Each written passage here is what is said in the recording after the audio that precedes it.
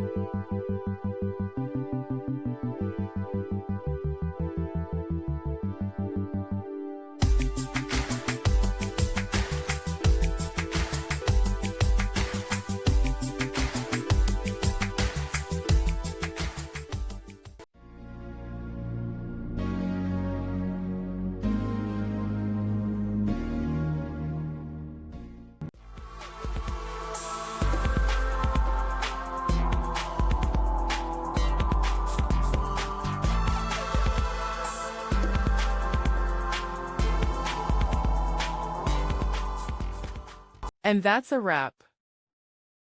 I hope you found the answer you were looking for. If you did, take a second to hit that subscribe button. It really helps out. And let me know in the comments which solution worked best for you. See you next time in the debug zone.